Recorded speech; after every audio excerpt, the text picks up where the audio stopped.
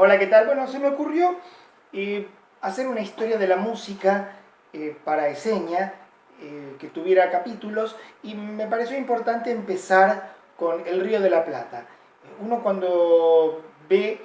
retratos de época del Río de la Plata o retratos más modernos, uno ve a la gente parada con sus paraguas, eh, reclamando por sus derechos políticos y ve las carrozas y ve los vendedores de velas y uno no se da cuenta que en esa época había mucha música que venía de diferentes lugares, como por ejemplo de Italia, de España, de Francia, que estaban nutriendo, digamos, ese clima de los años 1800. Por ejemplo, lo que es en lo italiano, uno no se imagina que en 1812 estaba desembarcando una compañía de ópera acá en el Teatro Coliseo Provisional para representar El Barbero de Sevilla de Rossini. Por ejemplo, en lo que es francés, nosotros tuvimos muchas obras francesas que se las adaptaba, como es el caso de una adaptación que hizo Morante sobre una obra que se llama La Marsellesa, un canto a la libertad, que es una obra francesa de 1790 que traía toda esta energía de libertad que se fue acercando también hacia nosotros justamente por nuestra propia independencia, y esta obra se la representó en esta adaptación. Y fíjense que también en la música española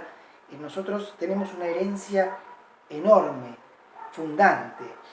como es el caso de, es decir, acá se venían haciendo obras de corte español, tonadillas, pero recién en los años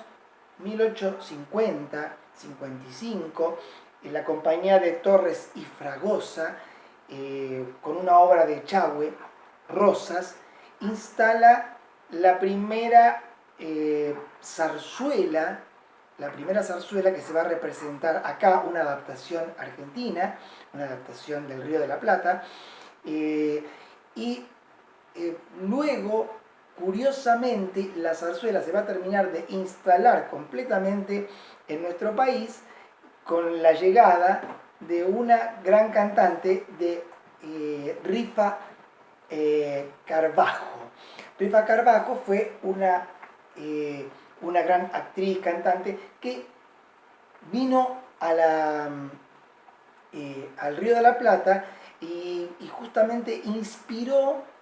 el Teatro de la Alegría, que yo me pregunto si no tendrá algo que ver con esto de Alegría de España que traía Luis Aguilé hace muchos años acá al país, si no hubiera estado inspirado por esto. Entonces, la cuestión es que los porteños, digamos, veían cómo estas músicas entraban y salían, y ellos también quisieron hacer una expresión nacional que no utilizara la maja, sino que utilizara el gaucho, el peón o los políticos de acá. Entonces, en 1880, un grupo de hermanos, muy visionarios, por cierto, Javier, Pablo, Antonio, Podestá, instalan los primeros intentos de hacer algo serio nacional. No es que lo demás no haya sido serio, sino que los primeros intentos de hacer un espectáculo y algo que es como el puntapié para la comedia musical. Y así los hermanos Podestá se dan cuenta que el espectáculo tiene que tener muchas puntas y muchas energías y disciplinas. Entonces, el que iba a ver esos espectáculos veía, por supuesto, el cantante, la canción folclórica,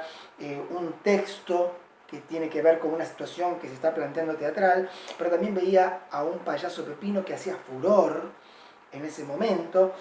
y que no solamente ejercía de cómico, sino que aparte era como una especie de juglar, contaba las noticias que venían sucediendo y hacía una crítica social. Después pusieron otro personaje que era como una representación de un italiano fogoso, que le llamaron Cocoliche, que después esto estuvo presente, este nombre, también en las historietas de la época de Anteojito y Antifaz. Y del gato que representaban pasaron a un periconcha cuando se estrenó en Montevideo, y que es una danza alegre. Entonces había un cuerpo de baile colorido, había un payaso que sería lo que después va a ser el capo cómico, estaba la representación cómica de un italiano, y así yo diría un poco aventuradamente que era como el Circus Soleil de los años 1880. Entonces,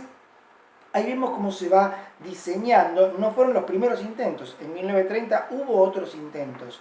pero digamos que esto es lo más cercano a esta cosa que uno mueve la cabeza para ver qué es lo que pasa allá, qué es lo que pasa acá, donde hay movimiento de ballet, donde hay una persona que canta, donde hay acción, ¿no? Acción como se requiere en la comedia musical. Antes de todos estos intentos, como vemos con los Podestá, existía un teatro con música, que era un teatro donde se hacía un texto, se le agregaba una canción, o se ideaba un texto alrededor de una canción, o se ponía una canción alrededor de un texto. Pero era como una especie de, por llamarlo de algún modo, un rejunte. Después, a medida que fue pasando el tiempo, las obras tenían una organización, todo tenía que ver con todo, ¿no? Como es la comedia musical en este momento. Era es tanta la herencia que tenemos de los españoles, que cuando se representaban obras y había elencos donde se compartía con una figura española muy famosa en ese momento,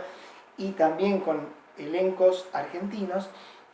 hay anécdotas que cuentan, así como nosotros vimos en Amadeus, en la película Amadeus, cómo la gente comía en medio del teatro, criticaba, hablaba en voz alta. Bueno, en esta época pasaban cosas parecidas, y cuando hay una anécdota muy famosa, cuando un artista español en una obra argentina dice yo soy un porteño de ley, y lo dice con acento español, la gente lo agarra y lo tira directamente a la calle, o sea que lo lincha. Este era el clima del Río de la Plata en esa época.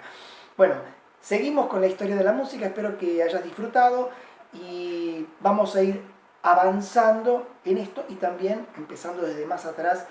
y llegando hasta donde lleguemos. Un abrazo grande y chao.